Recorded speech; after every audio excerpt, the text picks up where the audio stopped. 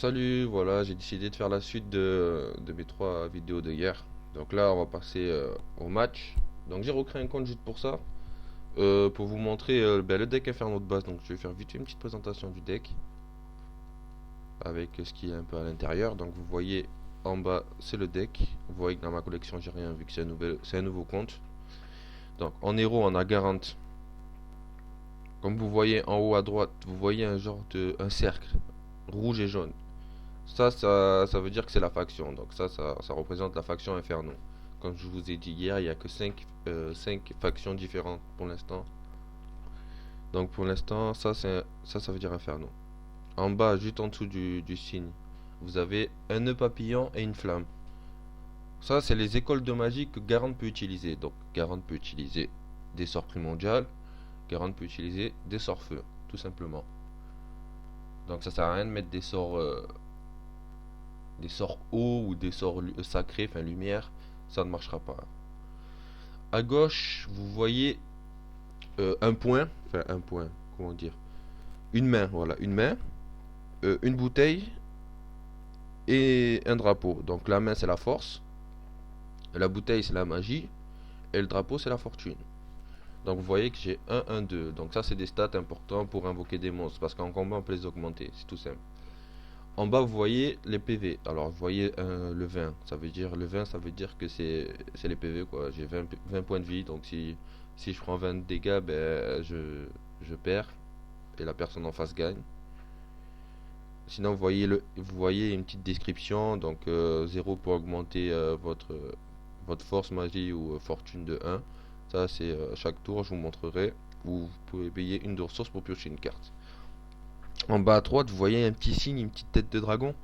Ben ça veut dire. Ça, en fait, c'est la marque du set, quoi. Donc, Garand, c'est une carte du set de base. C'est une carte qui est sortie au début du jeu, voilà. C'est un héros du début du jeu. Donc, c'est pour ça que c'est ce petit signe, quoi. Donc, vous pouvez reconnaître les cartes assez facilement, savoir de quel set ils sont. Donc, de quel booster, on peut dire. Enfin, de quel. Voilà. Bon, et le 1 en bas, c'est la quantité de cartes. Donc j'en ai qu'une seule de Garand, donc on voit un seul 1. Donc les événements. Donc les événements de base, semaine de la connaissance, ça c'est vous piochez une carte. Ça coûte 0 de ressources, mais si vous faites ça, si vous activez cette semaine des connaissances, vous ne pourrez pas poser de carte sur le terrain ce tour-ci. Donc à utiliser qu'en cas de besoin. Donc exemple, si par exemple le premier tour directement vous avez 2 semaines des connaissances, direct vous piochez, hein, vous ne pourrez pas poser de monstres, mais vous pourrez prendre 2 cartes directement, quoi. Donc il faut que vous ayez 2 semaines des connaissances en bas pour pouvoir faire ce combo exemple. Vous avez festivité, chaque joueur pioche une carte. Donc ça c'est si par exemple, désolé, ça si vous activez vous la festivité, eh ben, la personne en face elle va piocher une carte aussi. Donc il faut faire attention parce que c'est vous et lui qui piochez une carte. Donc c'est comme si vous payiez pour vous et lui. Donc il faut faire attention. Jour de chance, vous payez 3 de ressources, mais vous pouvez changer une carte de votre main. Ça fait que vous défaussez une carte, vous piochez une nouvelle carte. Voilà. Et semaine des forgerons, ça vous permet quand vous utilisez 3 de ressources, ben, vous pouvez invoquer directement. Comment dire? Vous pouvez invoquer.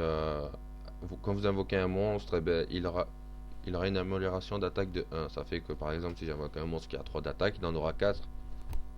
Il en aura 4, voilà. Et c'est permanent, hein, c'est jusqu'à qu'il meure, hein. Donc quand il meurt, ben, on redescendra à 3, enfin, à son attaque de départ, quoi.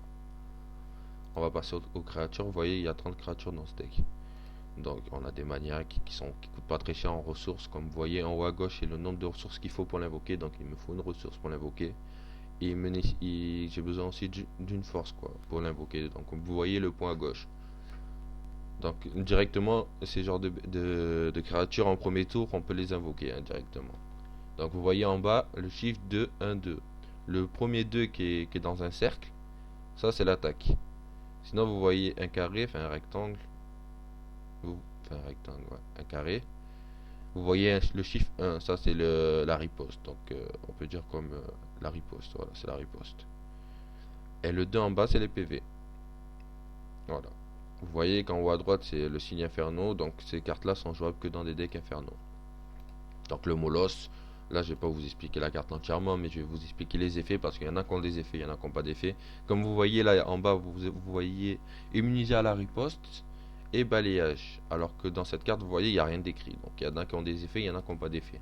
Donc immunisé à la riposte, ça veut dire que si cette personne attaque, par exemple, le maniaque qui est ici, qui a un de riposte, comme je vous ai dit, eh ben, il prendra pas un de dégâts, donc il restera à 2 PV. Hein.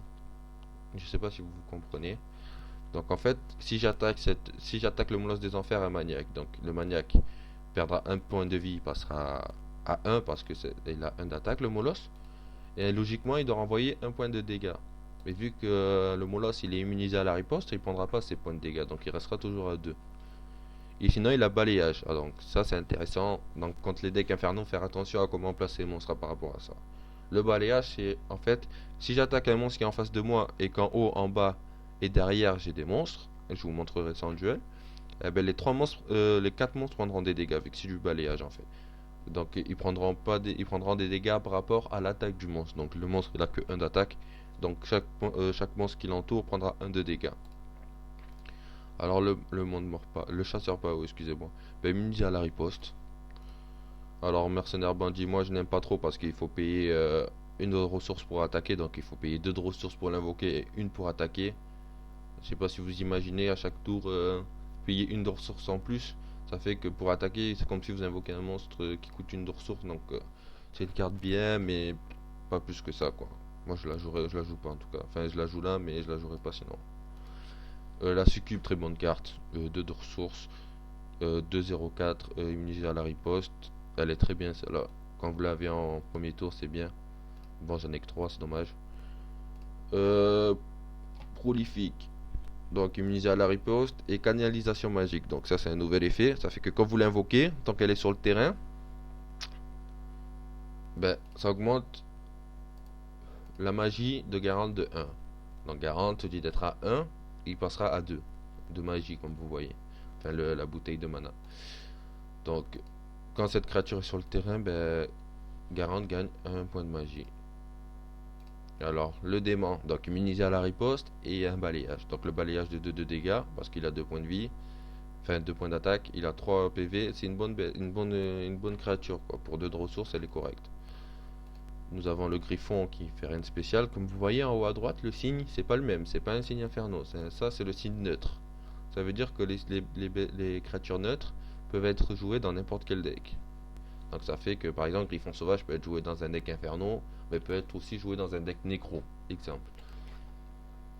Alors saccageur, donc dans Inferno vous trouverez beaucoup de créatures comme ça, voilà. 3 de ressources, 4-3-4.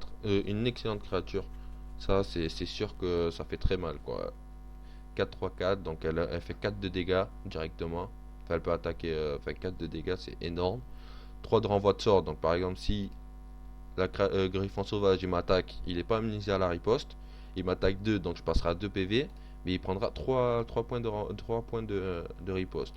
Donc il meurt. Tout simplement. Il m'attaque, il meurt. Je perdrai des PV, mais il meurt. Nous avons sinon le Cerbère. C'est comme le Molosse en plus gros, quoi. Avec 3-1-3, donc immunisé à la riposte et balayage. Une créature correcte. Nous avons les élémentaires d'air inférieurs. C'est du neutre. Le feu, c'est du neutre. Donc celle-là, elle n'a pas d'effet particulier. Pour 4 de ressources, elle a 6 PV, donc c'est correct. Élémentaire de feu inférieur, excusez-moi. Bah, elle est mise à la riposte, donc c'est correct. Donc les filons des abîmes, donc l'Ulbikit. Ça, c'est intéressant, l'Ulbikit. Cette créature peut attaquer n'importe quelle créature sur le terrain. Donc l'Ulbikit, c'est vraiment un truc intéressant. Parce que par exemple, j'ai un monstre qui est tout en bas. Vous allez voir, parce que je vous ai pas encore montré comment c'est, mais je vous explique juste un peu les effets. Donc c'est une très bonne créature, je vous montrerai ça si je la sors en combat. Lilim, alors Lilim, très bonne créature, 4 de ressources, donc 3-1-8, 8 PV c'est énorme quoi, c'est vraiment bien quoi, elle peut bien tanker, elle bloque bien le jeu hein, si vous la mettez face au bon monstre. Au niveau des sorts, trait de feu, donc c'est ça, c'est des sorts. Vous voyez que c'est des sorts feu en haut à droite. Donc les sorts feu que Garant peut utiliser, comme je vous ai dit, il peut utiliser les sorts primordial et les sorts feu. Donc les sorts, vous avez trait de feu, inflige 2 points de dégâts à la créature ciblée. C'est tout simple, ça coûte 1 de ressources. Vous l'activez, vous mettez 2 points de dégâts à la créature que vous sélectionnez. C'est ça. Je vais faire la deuxième partie.